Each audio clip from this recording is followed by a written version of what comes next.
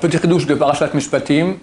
Ela Mishpatim Meshartesim Lifnehem. Voici les lois que tu mettras devant eux. Dieu dit à Moshe Rabbeinu de mettre les lois devant Ben Israël. Après, quand la paracha dernière, on a eu le don de la Torah au Mont Sinaï.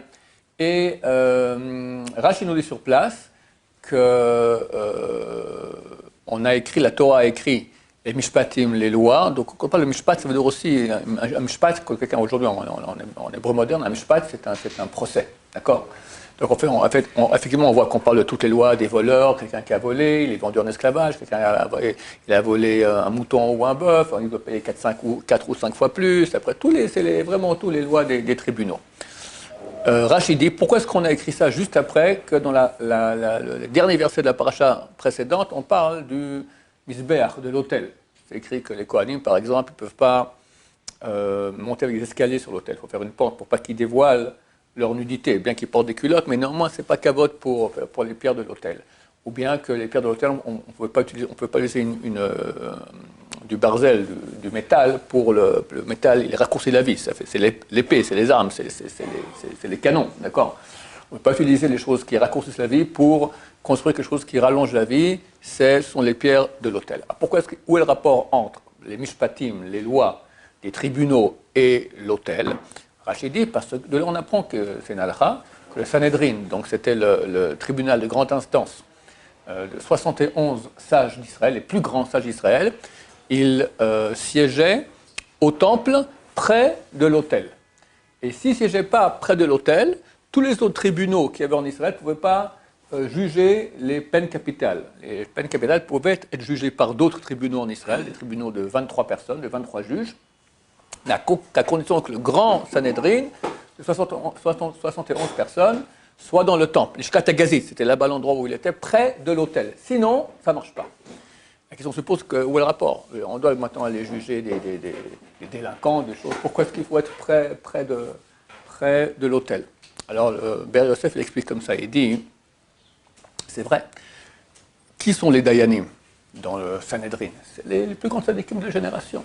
Le plus grand Rabbi Yosef, tu prends le Rav Etzraïm, le Hazonish. Et il doit s'occuper de quoi maintenant? Vous avez vu un peu comment c'est les tribunaux? Tu as deux délinquants, c'est pas un d'habitude, c'est deux délinquants.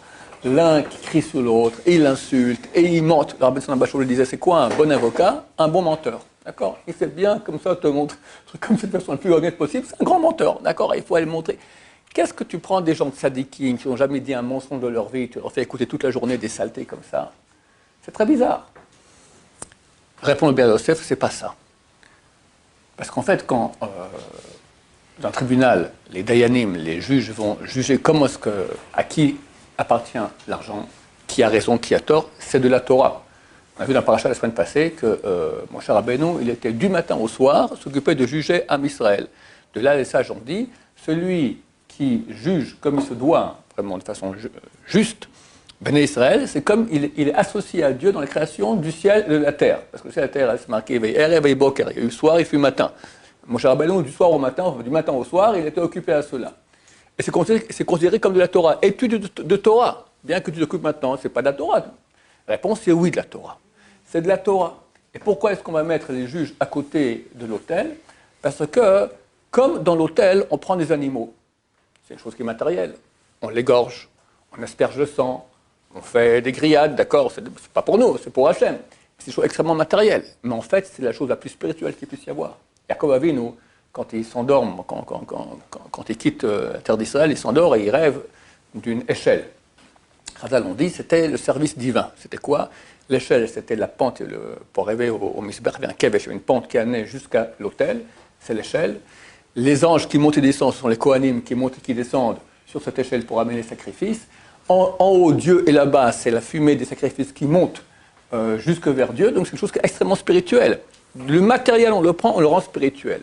Pourquoi est-ce qu'on met le tribunal près du Misbech? Pour que tout le monde comprenne, les Dayanim en premier, tout le monde comprenne que lorsque les Dayanim, les juges s'occupent maintenant de voir à qui appartient cette somme d'argent, Edin Prouta, Kedin Mea, on étudie ça dans Sanhedrin, Une prota, c'est une pièce à 1 centime. Le statut d'un centime, c'est comme de 1000 milliards de dollars. C'est exactement la même chose. La Gemara, elle répond pshita, évident. Quoi. Pourquoi? Parce que quelqu'un, maintenant, c'est 10 centimes son juge, on doit le juger comme ça à la babite, alors que 10 milliards, les deux, il faut être juste.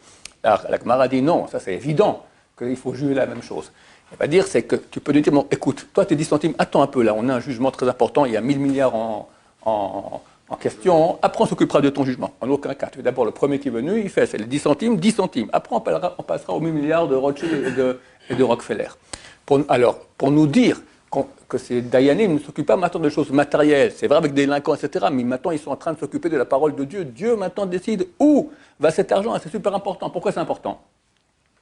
Entre autres, le Zohar Kadosh, il dit que sur le premier verset de cette paracha, voici les lois que tu mettras devant eux, Elle Sidrin Gilgula, ce sont tous les ordres des Gilgulim.